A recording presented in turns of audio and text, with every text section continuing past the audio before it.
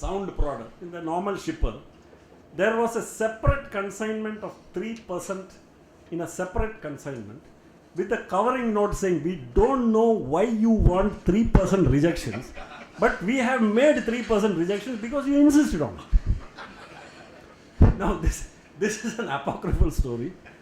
What it's trying to say is defects, rejections, etc. the Japanese believe are designed into your manufacturing process. They are not acts of God.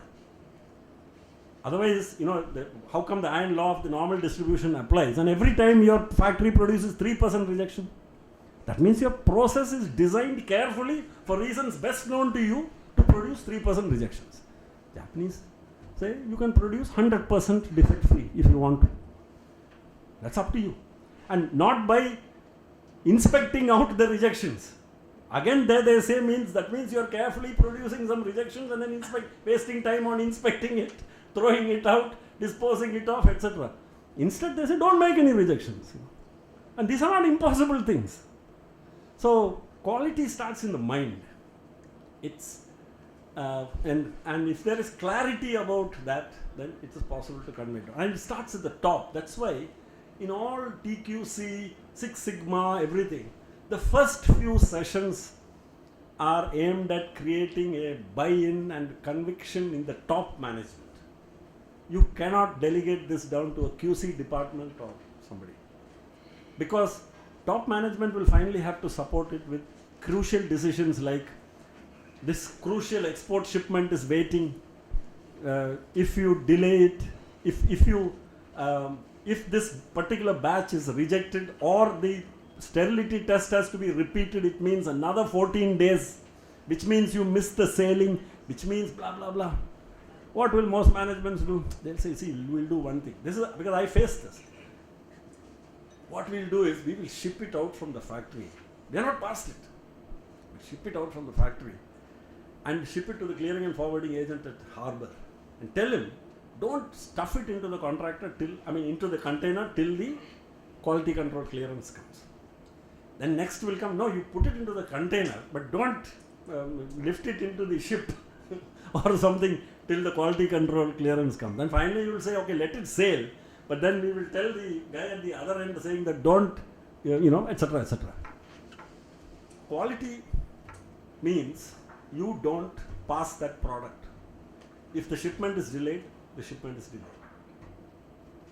If you have the thing for this, workers are very, very sensitive to, and they understand immediately anything which affects the future of the company. I have the highest respect for their understanding because it's their bread and butter. It's not just an investment for them or anything. Or like the managers and the executives of the company, they cannot find another job. For them, this is their life, their career. They won't take any chances with it. The whole view of what that it's my bap for them. It's everything for them. So they will understand the message if it is given with absolute clarity. So it's not easy.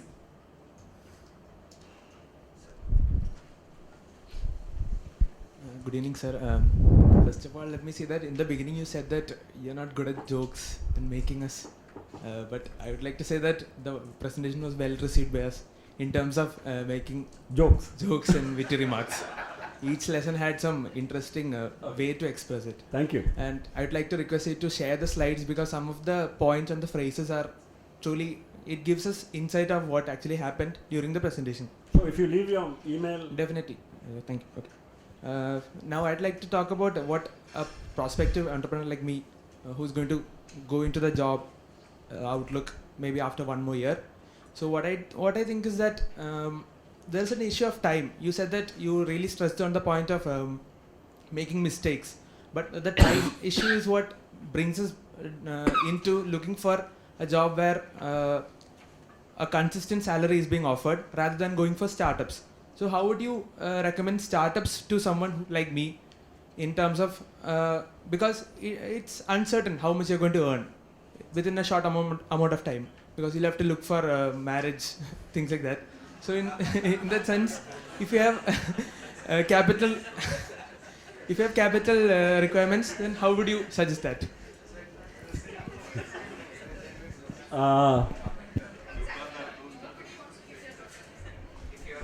Yes, absolutely.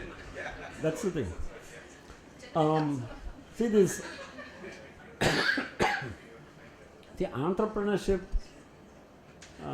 Again, here this is a term which I think is used very widely. Entrepreneurship.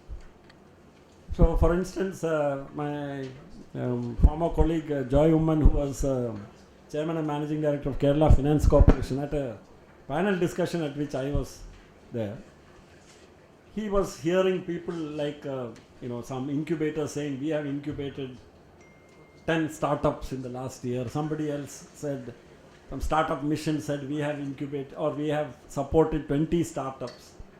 So Joy Umman said last year Kerala Finance Corporation financed 1,180 startups. So I thought, and he said it deliberately because I think he wanted people to. So are we missing something here? Those 1,180 ventures supported by, which were financed by KFC, were they startups? Why can't they be startups? What is the criterion by which you would say a venture qualifies to be called a startup? Are those 1,180 people entrepreneurs? What is the difference between them and those people who get incubated with a lot of support and lot of discounted real estate and very kind and supportive, nurturing managers in the incubator and all that, and these poor chaps who get financed by KFC who go out into the rough and tumble of the real world outside? What's the difference between them?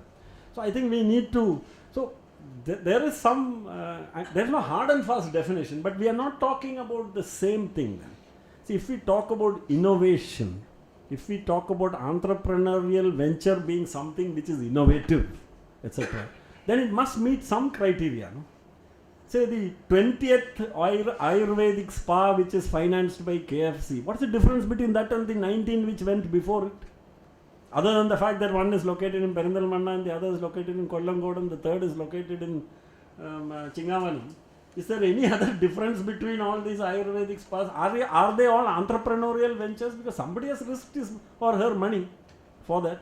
So what qualifies for entrepreneurial venture? First part. So having said that, I would say I think many of us in this room, when we talk about what would provoke a person to leave a high-paying job to start something, that and somebody who is starting it because his father said, Mone, ഈ 50 ലക്ഷം രൂപ വെച്ചിട്ട് നീ ഇപ്പോൾ എന്തെങ്കിലും start ചെയ്ത് നോക്ക് ഒരു 2 വർഷം നടന്നില്ലെങ്കിൽ പിന്നെ നീ മണ്ടനാണെന്ന് അപ്പം തെളിയിക്കും, ലോകം മുഴുവൻ മനസ്സിലാവും. പിന്നെ നീ എൻ്റെ ഓഫീസിൽ ഷോറൂമിൽ വന്ന് ഇരുന്നാൽ മതി. Are both of them entrepreneurs? I don't think so. See, the person who leaves a job, so there are some qualities, isn't it? I think we need a little clarity. I'm not saying I'm absolutely clear about it, but we are talking about a different kind of thing. So എന്താ പേര്? Balu. So Balu, same name we have. So the point here is, see, if you are still thinking of these things, weighing these things, then it means that you are not yet ready for entrepreneurship. Because when you are ready, you will feel ready when the interest and the energies inside you start gathering themselves around an idea which is orbiting in your mind and which is bothering you day and night, and which starts affecting your thinking about your present job, etc. So that you finally need not even ask this question, and even with your well-wisher and your immediate boss saying, Balu, you are making a big mistake, you will still leave it and go. That is when you have crossed that barrier into becoming an entrepreneur. But whether you will succeed or not, that depends on whether you are lucky or whatever it is. But then you are starting to make the entrepreneurial journey. I don't agree with the luck part of it. With my?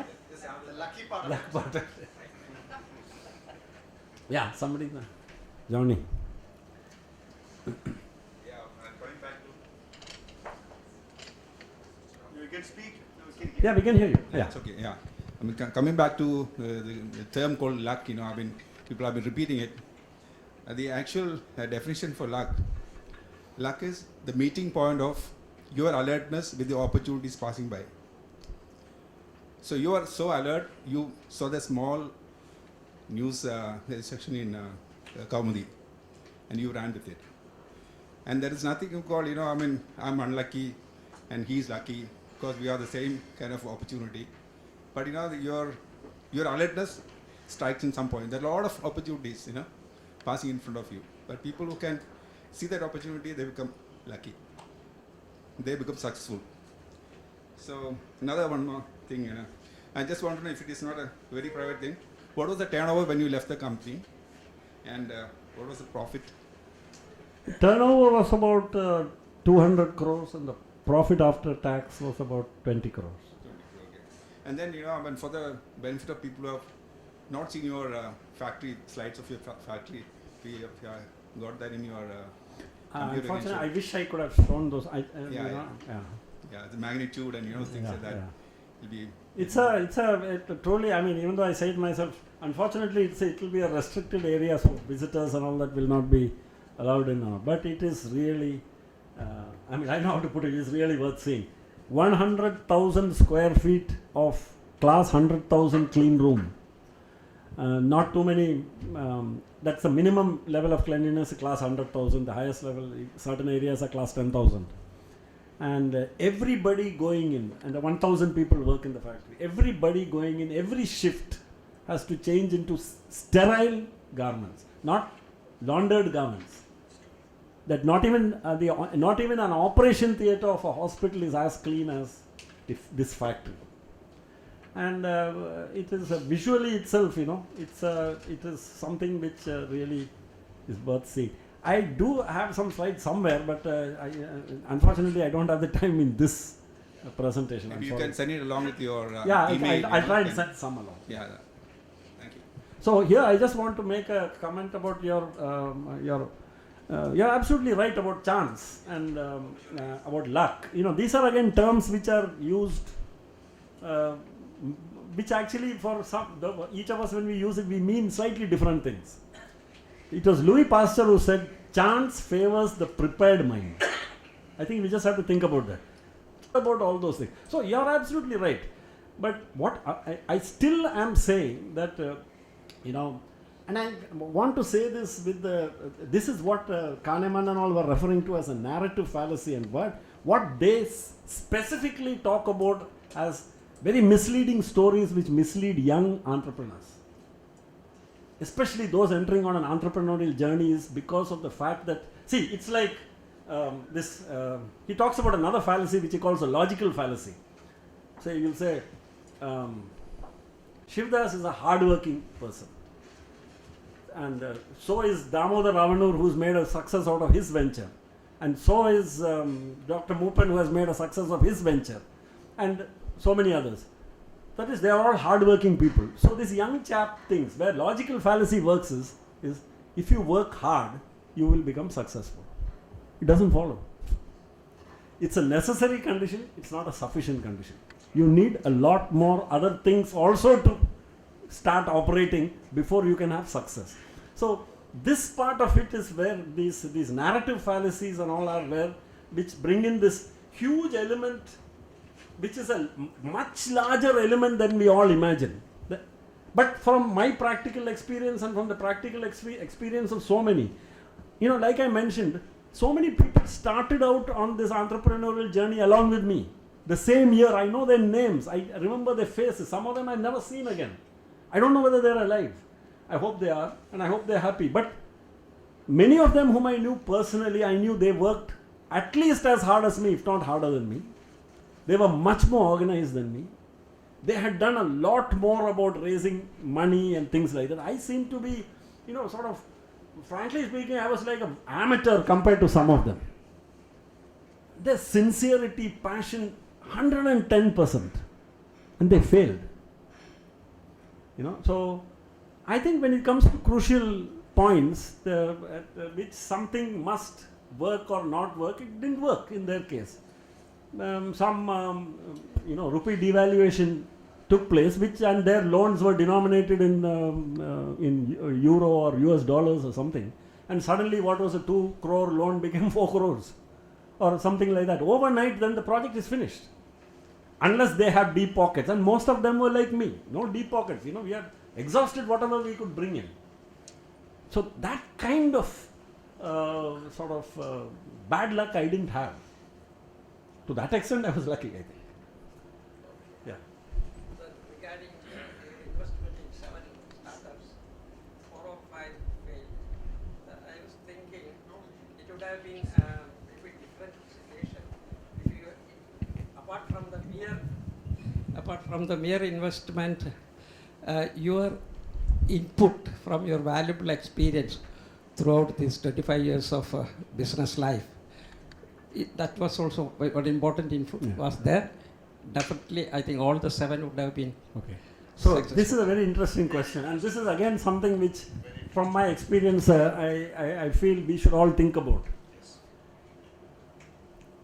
See, this one term I have not been able to understand, and I would like to have somebody point out to me whether I am wrong. I don't understand this term, serial entrepreneur. See, somebody succeeds in one venture. We think his next venture is going to succeed. You just have to look around at all the billionaires around you who have made their money in something and see whether they have made money in another venture. You just check whether they made money in any other venture. And many of our Indian newly minted billionaires, they will never talk about their failures. Almost every diversification of theirs has been a failure. That first success of theirs, the Infosys guys will only, when they go to their graves, they will only have Infosys to talk about. Nothing else. There is no such thing as a serial entrepreneur. That's what I want to try to tell you. A successful guy hasn't discovered the holy grail of success. And after that, he just has to stamp out every project which he deals with will be successful. No. It's like bringing up children. Your firstborn is, you sent him to the same school, you've grown up in the same home, and that fellow is gold medalist and this and that. Second born, local quotation sangathinte nedavaayittirikkum varunne. Same family, same this thing, same genes, everything. Nobody has discovered the formula for. I have heard people say, "Enda makkale 6 manikku TV off." You hear this fellow talk, you will think, wow. And then you really look into this thing. The daughter has run away with this driver, and then something else has happened, and all these things. See, these are famous. This Freakonomics, Levitt and his co-author, he ends, the book Freakonomics, he ends with a story. He talks about 2 people. Well, and I think it has a bearing on your question, so I'm just trying to, it's a philosophical thing. He talks about this one guy who was born in the, what do you call a Boston Brahmins. I mean, they're not Brahmins, the Boston, blue blood. People who came across on the Mayflower or traced their ancestry back to America to 200 years, that's about it. So on the Mayflower they came, and some WASP background and all that. And they've gone to the father, grandfather, all are Harvard graduates and everything. And this chap has gone to the best private school and this and that. Looks like a all-American, croquet, this, that, ice hockey, American football, everything. Served also probably in his National Guard duty and lunch. And another chap who was born about the same time, who is black, who was born in the wrong side of Chicago, with a single mother, who gave birth to him when she was 16 years old, and the mother used to be beaten up every day by some drunken husband or something, not husband, some fellow. And this chap, by the time he was able to walk and all that, has been already, stealing and a small petty crime, this boy. So this is one trajectory. The other is the other, blue blood. And they go to the local church, and everything is really good on the blue blood side. And this chap is absolutely among the riffraff. And then this Levitt goes on to say some other stories for 2-3 chapters. And then he comes back and saying, now let us come back and see what our 2 young friends are doing now. Fast forward to another 5 years. The black guy, who was born in the wrong side of town and across the railway tracks and to a single unwed mother and this and that.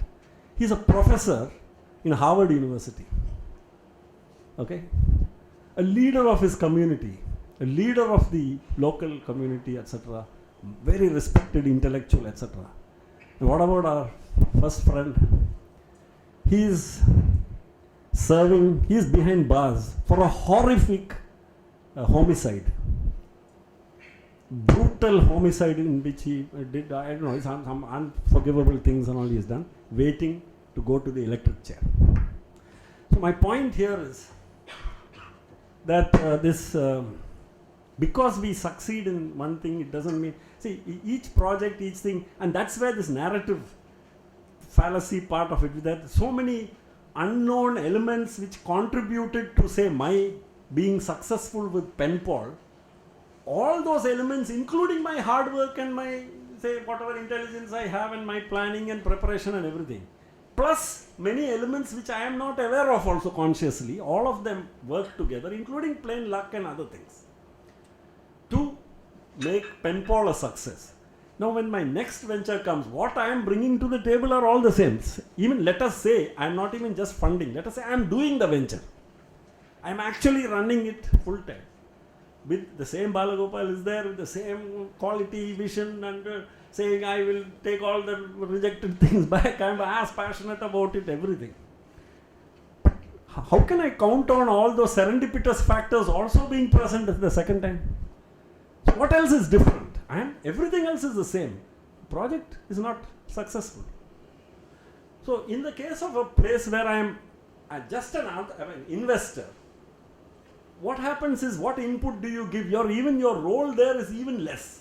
Your role is, and actually when we come in as investors, one of the mistakes I am learning now the hard way is, what we should not try to do is to get involved too much, because it's not your venture, it's somebody else's venture. You are only giving finance. Now if he asks you for mentoring, if he asks you for some help, or if you feel that he is making a huge blunder, you are always free, because you may be on his board and advisory committee and all that. So you can tell him, look, I think you're making a big mistake with this contract, have it renegotiated or whatever it is like. But beyond that, you can't do really too much. And even if the project succeeds, I don't think I would have had very much contribution to make it a success. It would be still the entrepreneur who makes it a success, along with his hard work and probably his, the other serendipitous factors. So I don't think any of us have discovered, actually I leave it to my other successful colleagues. There are many here who are much more successful than me, and Rajesh here, who has seen hundreds of entrepreneurs for whom he has advised. I think they should also add their $100 worth to this of is there some such thing like serial entrepreneur? See, and can you guarantee can you assure the success of every venture you invest in? I think as Balasan said, there is no hope.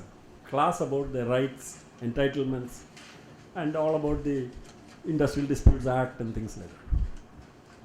So he said, Bala, do you want me to do that? I said, yeah, why not? No, he said, I said, so I said, they may as well hear the real thing. And I said, those are the rules, those are the laws, you can't hide it from anybody. They're bound to hear it. So may as well hear the correct version. So he held a very good class, a whole day session for them with notes and handouts and Xerox, cyclostyle copies and all that. That happened. I think for a year and a half after that, or 2 years, no union was formed. They could have formed a union anytime. And they were being paid what at that time? I was paying them 300 rupees or 400 rupees or something like that. I don't remember that. So then they formed a union. It was an independent union. And it remained for a long time the largest independent union in Kerala. For the annual Varshigam of that union, all the top union leaders of Kerala used to come. Because they used to all tell me,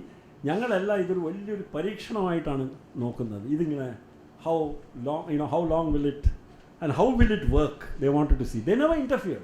All these Ravindranath of CITU and big shots, from INTUC and all that, all of them used to come for the, and they used to say what they said, nobody could argue with. And we went through long-term settlement after long-term settlement with them. We had no industrial disputes. We had nothing which we didn't solve. Not that everything was hunky-dory. I'm sure in the factory there would have been, but those were all sorted out through the usual mechanisms which are provided for resolving such disputes. So we had all the committees were functioning. So one thing we found is there's no short, easy answer for all these things. There's nothing which will assure thing. But because we didn't bother too much about it, and so you were talking about what was the relationship which I had. I used to meet them, the union leaders, once a year.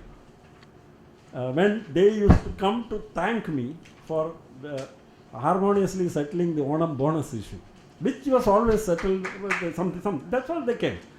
And then one fine day, that union split up because somebody wanted to start, I forget which other union they wanted, one of the affiliated unions started. So now I have a INTUC union, INTUC union, CITU, BMS, and this independent union.